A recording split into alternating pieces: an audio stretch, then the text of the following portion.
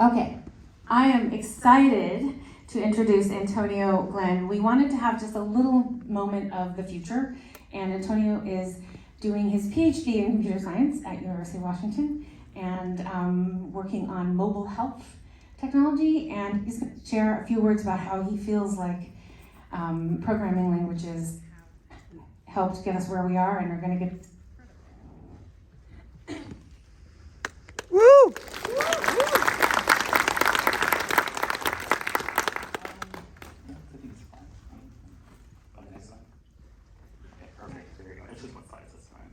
All right, well, thank you for the introduction. Hello, everyone. I want to thank the hosts and the conference organizers for allowing me to say a few words to open this panel. It's also a great privilege to be here to give just a little bit about my personal experience in software and programming. I want to tell you all about my path to computer science, my interest in engineering, and a lot of the observations I've had along the way. And then I'll end with some of my thoughts on the future of software technology and technology in general. Ever since I was young, I've enjoyed taking things apart. I always got a kick out of seeing how things worked, and there's really no better way of doing that than pulling out a screwdriver and hammer and breaking things open and looking how things work on the inside. Whether that be an old speaker, television, remote control for RC helicopter, seeing what gave life to so many of the gadgets that we use in our day-to-day life has always been exciting, even if I didn't fully understand the details of how they worked. But what mattered most, what mattered more than knowing the details of how all this technology worked, I think was the curiosity that this endeavor nurtured in me, and likely in some of you as well. Cutting wires, breaking things open, shorting a few circuits here and there, and causing smoke to spew out all over the place. This is how I went about understanding things, how I learned about understanding the technology that I use in my daily life. And as it turns out, electronics were the only thing that I had an interest in understanding. Human physiology and medicine always fascinated me as well, and so I decided to study biomedical engineering in college. But what was really exciting in this field was learning about the inner workings of medical technology in particular. Whether that be the imaging technology that lets us peer inside of ourselves with such captivating detail, ventilators, anesthesia machines, the vaporizers that produce the cocktails that allow us to go to sleep for surgery, or the instruments that diagnose a whole range of human ailments and disease. All of this technology I had seen on television or in use and with my own eyes, and it's really what drew me to study biomedical engineering and the field of medical sensing devices broadly. Now, because I was in the School of Engineering, I also had to take an intro programming course during my freshman year of college. And I was taught a wonderful little language by the name of MATLAB. And I actually have some very fond memories of my early experiences with MATLAB. For beginners, it definitely makes learning programming quite painless. The installation is pretty simple, as easy as downloading any other app on your computer. There's immediate feedback when you're working at the interactive command prompt, and I could inspect all the variables and things that I was working with. Of course, there are naturally some hiccups when using a proprietary toolkit such as MATLAB, like when your license key expires the night before you have a major deadline due, which happened to me a couple of times. But because I was still a neophyte in the realm of programming generally, I thought that I had rather high, I thought highly of the entire sort of MATLAB ecosystem, and the fact that I could now call myself somewhat of a programmer. But in my experience, the hardest part about learning MATLAB actually is, at least in the beginning, is when you are inevitably met with ridicule from other computer science students when you tell them that you use MATLAB. I'll never forget going to my first hackathon, opening up my computer, booting up MATLAB, and someone just coming behind me and whispering, "Are you using MATLAB for this?" But nonetheless, MATLAB got me through my biomedical courses, and because I'd never had a traditional computer science education, I never really questioned much of MATLAB's design choices, or the premise behind MATLAB as a tool in general. I just took its suite of tools, expensive license, and the fact that you couldn't easily change the IDE to dark mode for granted. And while MATLAB definitely has its use cases in engineering, eventually I developed a love-hate relationship with it, and came to find that it was a stifling tool to use for a lot of the other types of programming things I wanted to do. I slowly started realizing a lot of MATLAB shortcomings when I began using Python. I remember my first exposure to Python pretty vividly. It was with the book Python Crash Course by Eric Mathis from No Starch Press. I came across this book during the end of my junior year in college when I was studying for finals. And I had always heard this word Python being thrown around a lot by some of my CS friends, and I knew vaguely that it was a programming language. And since I was starting to get frustrated by some of the workflows in MATLAB, I thought I would learn this other language as well. And so I coughed up $40 and decided to learn Python with this book.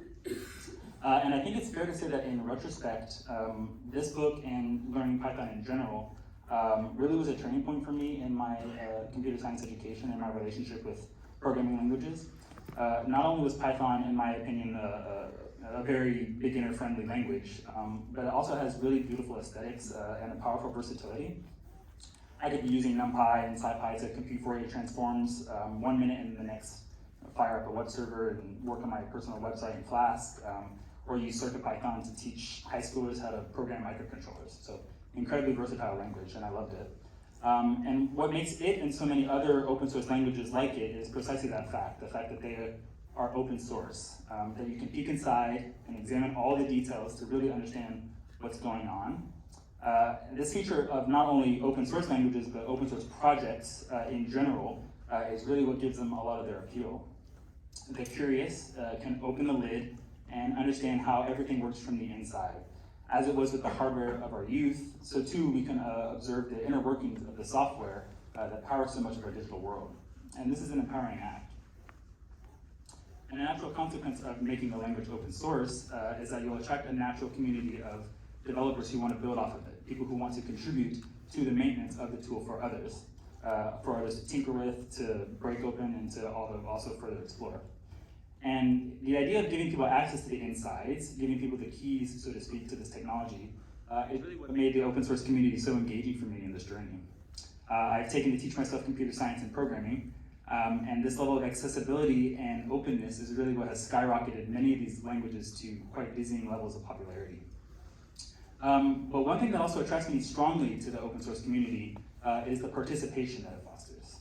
To actively shape and maintain something that you and your fellow comrades are working towards, and many of whom you share common goals. And so I want to talk now about some of the work that I've done so far during my PhD and its particular relevance to the open source community. So the most recent project that I worked on earlier this year, we published, was a device that could perform low-cost hearing screening. And early hearing loss screening is very important to make sure that newborns can obtain appropriate medical care at an early age and can also develop assistance for cognitive development. And in the United States, virtually every newborn undergoes hearing loss screening at birth. But unfortunately, the device that performs this test is incredibly expensive. It's thousands of dollars.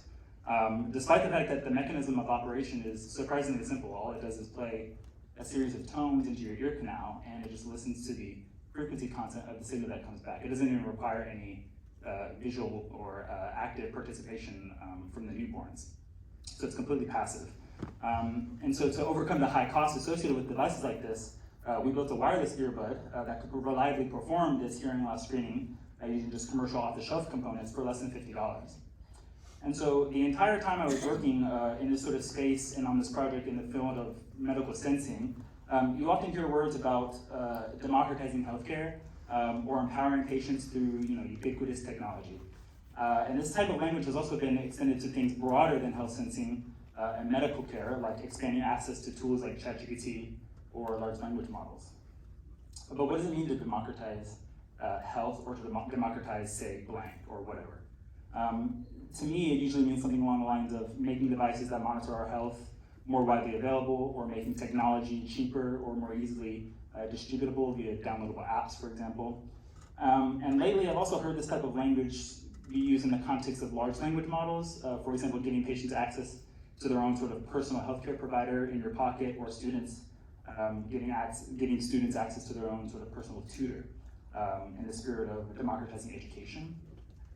But in my opinion, through many years of shadowing physicians and healthcare workers working in the field of health sensing, and also just observing the current state of technology and the structure of ownership in the world today, none of these things really democratize technology or health in and of themselves.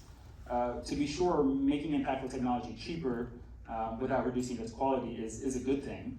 and as are reducing the barriers to technology access and healthcare access broadly.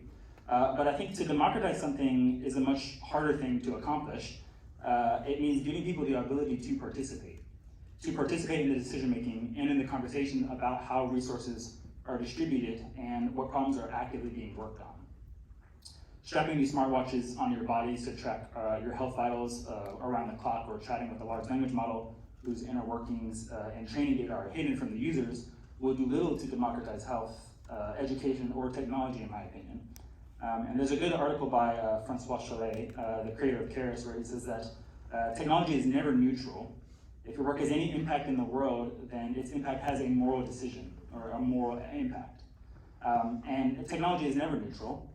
We need to bring the people whom technology affects to the table in order to shape how it's created, how it's distributed, and how it's used.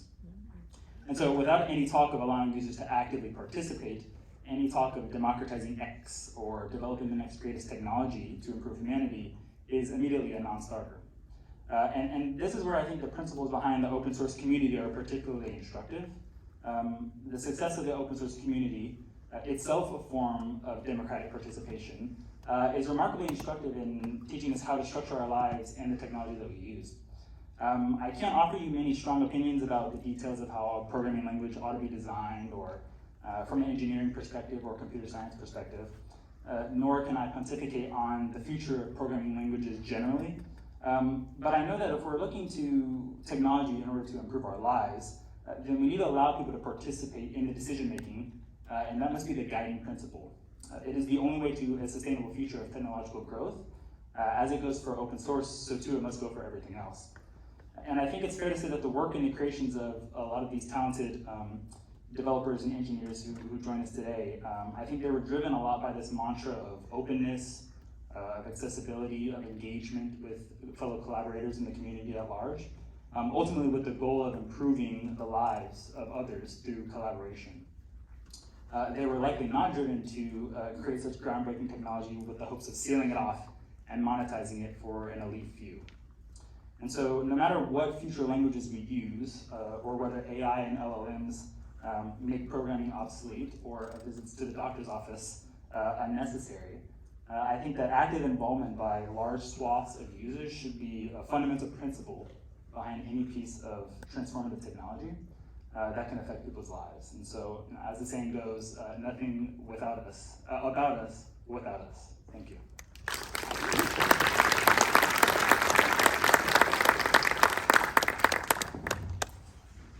Okay, thank you very much for that. Okay, and without much further ado, I am very excited to get us started with our celebrity panel. And to kick us off is the esteemed Carol Willing of Jupiter, who will be asking our questions. There will be